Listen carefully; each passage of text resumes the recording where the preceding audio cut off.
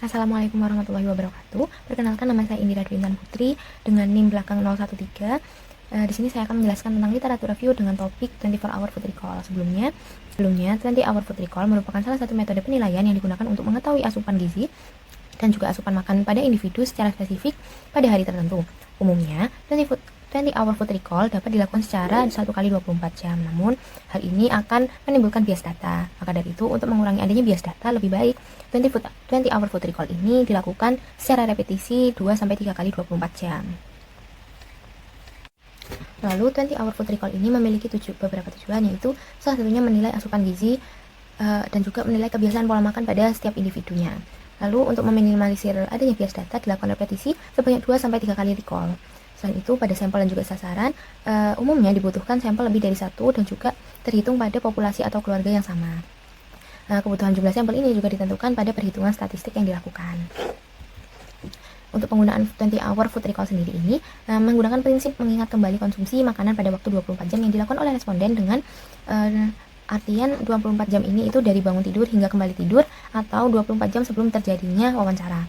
Lalu data yang dibutuhkan pada 20 Hour Food Recall ini adalah waktu konsumsi, nama masakan, jumlah porsi URT, merek kemasan, dan juga gramasi per bahan. Untuk penilaian yang dilakukan 20 Hour Food Recall sendiri memiliki 5 tahap, yaitu menggunakan quick list dengan menuliskan data masakan atau minuman yang dikonsumsi oleh responden. Lalu pewawancara akan mereview kembali apakah ada yang kurang dari masakan atau minuman yang belum dilaporkan oleh responden. Selain itu akan ditanyakan mengenai waktu konsumsi dari makanan yang dikonsumsi atau minuman yang dikonsumsi, lalu detail jenis bahan makanan, dan juga cara pengolahan, estimasi berat, serta terakhir dilakukan review kembali untuk memastikan tidak ada yang terlewat dari laporan food recall responden. Lalu food recall ini juga memiliki alat bantu berupa formulir, foto buku makan untuk mempermudah estimasi URT, serta food model. Lalu kelebihan dari food recall sendiri ini memiliki kelebihan, yaitu murah dan juga cepat, sehingga mudah untuk dilakukan. Selain itu, dapat menilai usual intake dalam populasi yang besar, serta tidak memberatkan pewawancara serta responden, sehingga akurasi dan juga stabilitas ini juga baik. 20 Hour Food Recall ini tidak dipengaruhi oleh tingkat literasi pada responden. Nah, untuk kekurangan food recall sendiri ini membutuhkan lebih dari 1 hari untuk mengurangi adanya bias data. Selain itu, dipengaruhi juga oleh ingatan responden, faktor individu responden yang memodifikasi. Memiliki kemungkinan terjadi untuk memodifikasi laporan food recall yang dilakukan oleh responden. Selain itu, responden juga dapat lupa apa yang dimakan selama periode 24 jam sebelum dilakukannya wawancara. Selain itu, tidak akan akurat jika dilakukan pada hari khusus, serta tidak dapat dilakukan secara berturut-turut. Lalu pengolahan datanya sendiri, food recall ini menggunakan 2 cara, yaitu dengan digital, yaitu dengan menggunakan menganalisis asupan gizi dan juga persentase kecukupan dengan software Nutri-Survey, atau dapat dilakukan juga secara normal atau manual yang menggunakan database makanan dari TKPI ataupun dari negara-negara lain. Nah, setelah dilakukannya analisis, makanan ini dikelompokkan berdasarkan FAO, lalu dilakukan perhitungan retensi dan juga yield faktor berdasarkan PFG jika makanan melalui cara pengolahan seperti direbus, dimasak, digoreng, atau dikukus yang tidak ada pada database makanan.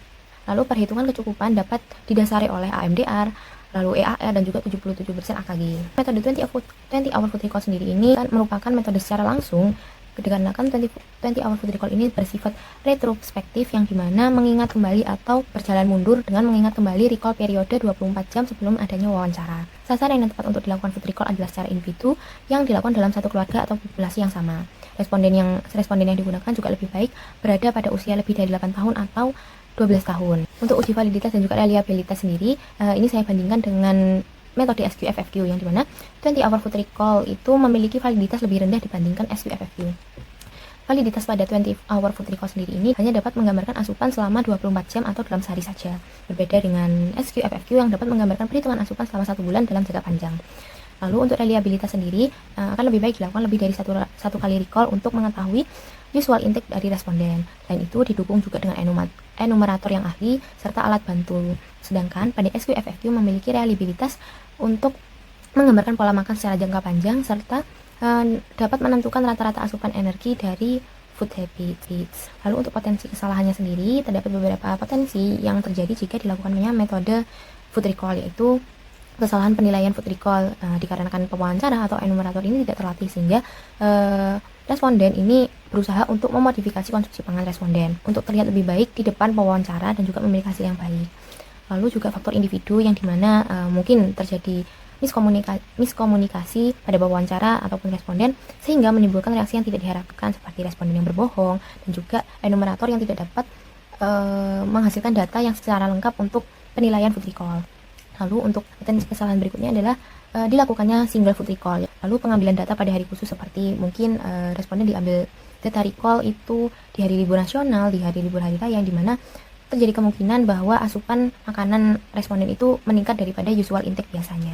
Maka dari itu, untuk meminimalisir terjadinya data bias itu dilakukan perbaikan pada komunikasi dan juga pelaksanaan. Pada komunikasi sendiri ini menjaga hubungan enumerator dan juga responden supaya responden juga dapat leluasa untuk membagikan food recall-nya secara jujur dan juga secara melaporkannya secara tepat. Enumerator juga dapat menerima laporan dari responden secara detail dan juga sesuai yang dibutuhkan dengan penilaian asupan gizi food recall. Pewawancara tidak memberikan pertanyaan mengenai makanan pada waktu tertentu supaya responden tidak bingung. Selain itu, dilakukan penggalian informasi secara spesifik serta memberikan gambaran atau media untuk sebagai alat bantu supaya responden dapat mudah menjelaskan dan juga melaporkan food recall yang dikonsumsi oleh responden.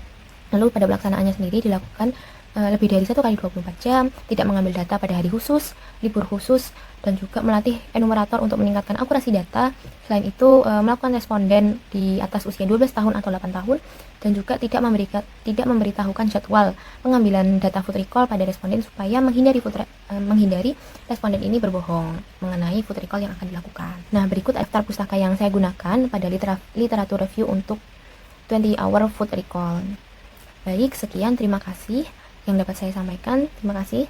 Wassalamualaikum warahmatullahi wabarakatuh.